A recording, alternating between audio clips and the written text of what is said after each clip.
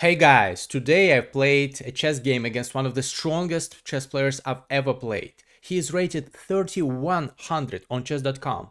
In classical FIDE rating, he is over 2500, and during his peak, he was 2700 rated. He was a super GM, and he's still a very strong GM. He participated in chess Olympiads. He used to be the Indian chess champion, and he's still young. He's not like going to retire anytime soon. He has a nickname, the Beast. Even Magnus Carlsen tweeted about him. He said, "Oh, he's the Beast." Adiban Bhaskaran from India, legendary GM, and I faced him. What did I do? I invented a gambit over the board. I created a novelty. I gambited a pawn with black on move 6. It was a crazy game. Let me show this to you. This is the Asian Chess Championship here in the United Arab Emirates. Align. Before this game, I had 1 out of 2 points, and I knew that I don't have many chances against such a strong player, but still I wanted to fight, and I knew that Adiban is known for his creative style, attacking style, so I decided to try and attack him, because I know I also like attacking people, and I know that I don't like when I'm attacked, and most attacking players dislike being attacked, so I decided, you know what, I'll try to get into some skirmish. So he opened up with d4 c4, so I went for the King's Indian setup with the fine catted bishop, all standard stuff. I play this often, and he went for h4, which is a rare line, and I'm not sure if he played it before, but many top players tried this. This is kind of exotic. I think Fedoseev tried it sometime, rings a bell. I also saw Dean Lorenz game in such a line. And I vaguely remembered that there are various possibilities here. You can go, for example, like this, and then you can go d5, you can go d6, you can go c5, various moves. There is also knight c6, for example, possible. But I didn't remember what was recommended in my files. So I was on my own. I vaguely remembered some ideas, and I decided, you know what? After he played knight c3, I'll go c5. I'll play in the Benoni style. And of course, if black takes, then this diagonal opens for my bishop, and if white takes, and black already equalizes. So knight a6, for example, will recapture this pawn, and black will enjoy a good position. So of course he goes d5, which is standard. He plays all these moves instantly. And here I enter into a deep think, and I don't know what to do. I thought of going d6, which is the most logical way to play this, and after e4, e6, and this is like the standard Benoni defense, but with h4. And actually the engine says that it's normal, white has slight advantage because white is playing first, making the moves before black, but still nothing too crazy. For example, like this, the game could have unfolded, and who knows what would have happened. But instead of doing all that, instead of going d6, I decided to be aggressive, and I invented a gambit over the board. b5. I've checked the Masters database, no games ever. Maybe some amateurs on chess.com could have played this. I should check. But Masters didn't play this, and I doubt that amateurs play this. This is a rare line, and a very creative, crazy move in a rare line, so white can take this pawn 2 different ways. And after the game, my opponent actually praised this idea and said that probably it's incorrect, but it's interesting. And of course he can take like this in the style of the Benko gambit, but then I play a6, and if black takes, then I take back, and actually black has great bishops. Black potentially has the open b file, open a file, so this is the idea of sacking like this, and this is pleasant compensation. Of course, white is not obliged to take. e4 is much better, and white is better, but still there is some compensation.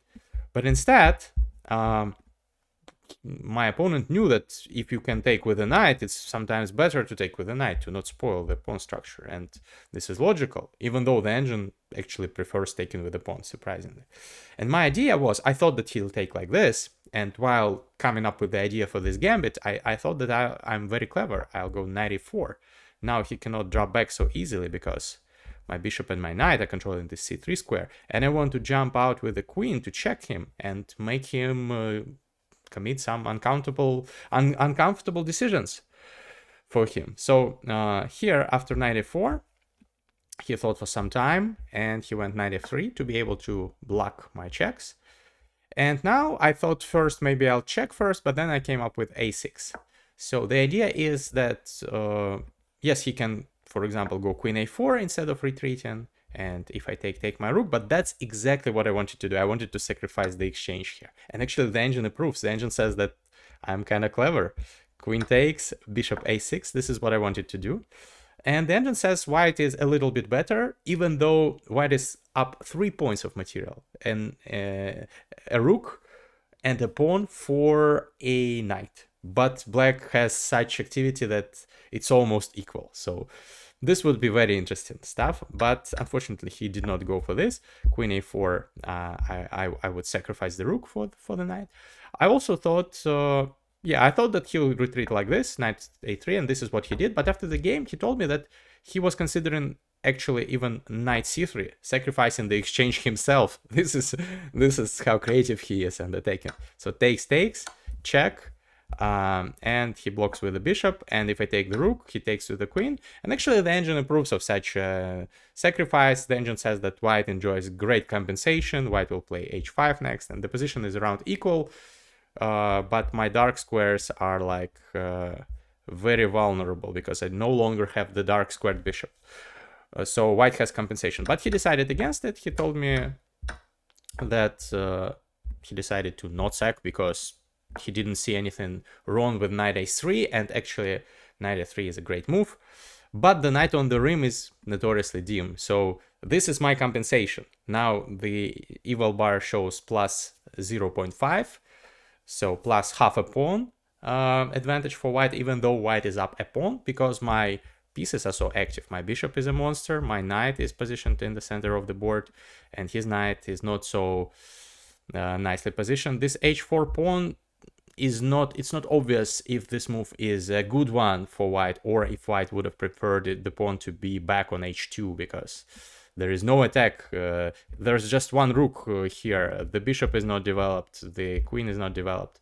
So you need pieces for the attack. For pushing h-pawn, you need at least like a couple more pieces to checkmate me. So here I was feeling optimistic, and I checked him, which is what I wanted to do. Actually, the engine says that it would be better to just go d6 and continue development as if nothing happened, just giving up the pawn.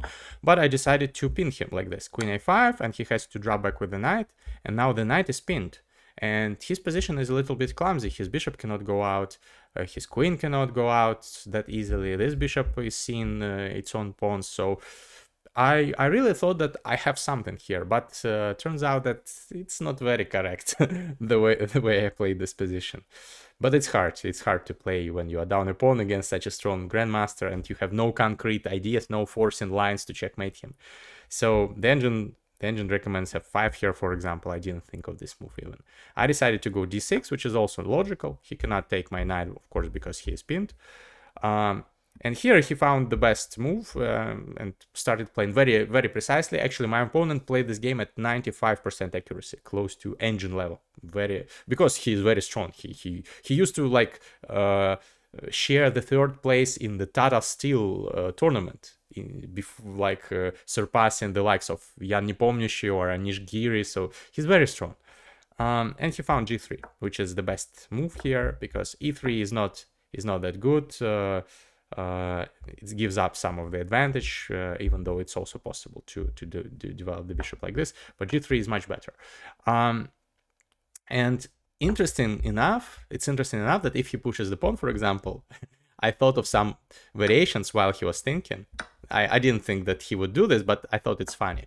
I would go bishop g4 here, and if he drops back, I have this crazy move bishop d4, and he cannot defend the f2 pawn. You see how stuck on the back rank his pieces are, so they are all standing like on this part of the board, and I'm dominating. So I'm attacking f2 with the knight and the bishop, and he cannot go e3 because then his queen would be hanging. So in this position, bishop d4 would simply win the game. Of course, he's not obliged to go to h1 with the rook. He could go here and then go g3 and he's fine, but still that would be a clumsy position for a rook, I think. But of course, he did not go h5. He's a grandmaster, a very strong one. He knows that you should prioritize development when you are down in development. So he goes g3 to finish the development. I also try to finish my development. I develop the knight. He goes bishop g2. Now he wants to take my knight with the bishop. The best move according to the engine here would be f5, but I did not consider it, honestly. I decided, okay, I'll trade, and this is already like the first significant inaccuracy in the game, apart from my gambit, which is also considered to be an inaccuracy by the engine. So I help him develop, and unfortunately he just has rook b1 here. And even though I have two attackers of the b2 pawn, I cannot take it because if I take it with the bishop, he has queen c2, and my queen is pinned. My bishop is pinned to the queen, so yeah, I cannot win this pawn on b2, win it back. And I go knight f6, which is logical. I'm preventing h5. I'm also eyeing those squares with my knight. But here he just goes bishop c3 and establishes his bishop on the long diagonal, and I no longer have this annoying pressure against the b2 pawn. So he has outplayed me during the last couple of moves, even though what I did was very logical and the engine approves. It's just that I didn't have any better way forward because the gambit was not that good, turns out. So here I go h5, preventing any kind of h5 ideas for him. He castles, I castle, and it's plus 1.2, but in practice, when you're playing against a very strong grandmaster and you have no concrete plan, this position is like close to strategically losing. So he goes e4. He wants maybe even to blow open the center with the e5. I go bishop g4, developing the bishop with the tempo, attacking the queen. And now I go queen c7. Queen c7 controls this square. And of course, he still can do this, by the way. He can do this. I calculated this because his bishop opens up. But I decided that it's not dangerous, and the engine agrees. I'm ready. I'm willing to sack this rook for the bishop because then I'll have some counterplay on the light squares, and his king might feel a little bit unsafe under such circumstances. So it's not advisable for him to trade the bishop for the rook, bishop and two pawns for the rook in such a manner. So queen c7 controls the squares. Now he goes knight c2, very logical move. He wants to reroute his knight. His knight was the only piece that was bad in his position on the rim. Now it's no longer on the rim, and it's feeling very, very good. I went queen d7. I just didn't know what to do. I tried at least to like establish some threat like this. For example, if he just falls asleep at the wheel and does nothing, for example, goes rook a1, then I'll be able to go here. And if he takes, it will be a miracle for me because I activate my queen, then I go here and I have great counterplay. I'm back in the driver's seat already. It's equal. So, but of course he did not fall asleep here. Instead of allowing bishop h3, he just goes here. And unfortunately, f3 is threatened, and my bishop will have no squares to retreat. So I have to do something. I have to move my queen. Initially, I thought, what if I go here and harass his pawns? But then I realized he just goes b3 and then rook b2, and my queen is trapped because the knight, the bishop, the pawn, and the rooks are controlling all the squares where my queen can go. So I cannot even harass his pawns like this. So I cannot go to a4. Instead, I went to c7, retreating, but I spent some time, wasted some time. I didn't know what to do. I didn't have a good plan, and the engine also doesn't have any good plan. It's just a bad position for me down a pawn, unfortunately. He goes rook a to e1. Now he renews the threat of a5. Here, I thought for some time. I didn't know what to do. Actually, the time is broken here because, of course, I spent time. It says here that I have an hour and a half. At this point, I had already like 40 minutes, maybe even less. So I went bishop d7, retreating, because if he goes e5 now, I'll have knight g4 check with a fork, and I'll be able to take on e5. So of course he does not allow that. He does not go here. Instead, he just calmly sidesteps with the king, because now there is no longer bishop h3 idea, because my queen is no longer on this diagonal. Supporting the bishop. So pity. So I don't know what to do here. I don't have any concrete plan. At least I try to go knight g4. The engine says it's the best move, but it's not helping. I trade my dark square bishop for opponent dark square bishop, but I had to do this. I had no other plans. And here he just checks me. I drop back, and now he harasses my knight. He harasses it again, and now a very professional move from my opponent, bishop f3. He realizes that his bishop is not very strong, and he is willing to trade it for the knight. For example, if I do nothing like a5, he'll just take and go knight e3, and his knight is much stronger than my bishop. My bishop has to retreat, because otherwise he'll take and spoil my pawn structure in front of the king. And then he goes f5, and look at my bishop. It's not doing anything. It's looking at the pawns, the pawn chain of my opponent. Maybe my opponent can do this and this as well, if he wants. And then my opponent will just like cook me on the king side, advance the pawns, and the pawns will roll and I'll be dead. So I did not want to allow that trade the bishop for the knight, so I retreated my knight here to h6, and he went f5, and I knew he'll do that, but I did not have any way to stop it. You see, this is the class difference. I didn't make like apparently any horrible mistake in this game. I did not blunder anything. I just got outplayed. This is like, it's sadly I'm not on this level yet, at least, because some of chess players are just better than others. They just understand the game better, and this is a valuable experience for me. Obviously, my coach, my Grandmaster coach, said that it's good that I did not shy away from a fight, that I came up with this gambit, even though maybe it was not the best course of action, but still, interesting game. I did not like just roll over and die. I put up a fight, but yeah, I have to train much more to be able to compete with such great chess players as Adiban. But this is not the end of the game. The game continues. After f5, I decide, of course, I can go king h7 and try to like defend myself from strikes, from heavy blows from all sides. But I decided this is not the way. I should open up the position. Most likely I'll get checkmated, but maybe in the ensuing chaos I can create some complications where I'll have some counterplay, because I need counterplay. You need counterplay. If you're playing against especially a stronger opponent, you need not to allow him or her to just slowly outplay you, squeeze you to death. No. You need to create counterplay, even at the cost of sacrifice and stuff, even at the cost of risking. Yes, maybe 90% of the games, or in this case against Adiban, 95% of the games you'll lose, I'll lose, but in 5% of the game, I'll create something, and who knows, maybe I'll emerge on top, maybe I'll make a draw, perpetual check, something like this. So I open up the position, I take his pawn, which is like leads to a faster defeat, opening up the position in front of your king. But I thought maybe like my rook on g8 will join the attack. Maybe I somehow magically teleport my queen somewhere here, and I'll try to create some chances here. But he did not give me any chances. He took the pawn with the bishop. I took his pawn, and he went queen e3, which is a great move. I take in my knight here. The best move would be king here, but it's not a very impressive move. I did not want to do this. Instead, I decided I will just jump in with my knight, taking the queen. And I calculated that if he checks me, I go back, and I'm surviving for the time being, at least. If he takes like this, I wanted to go bishop h3. I take his rook. It's still lost, but at least there is some chaos on the board. But instead of all this, instead of like checking me or retreating with the queen, he just sacrificed the rook. The rook, as Levy says. So this is the best move. Brilliant, according to chess.com's engine. I have to take. He checks me.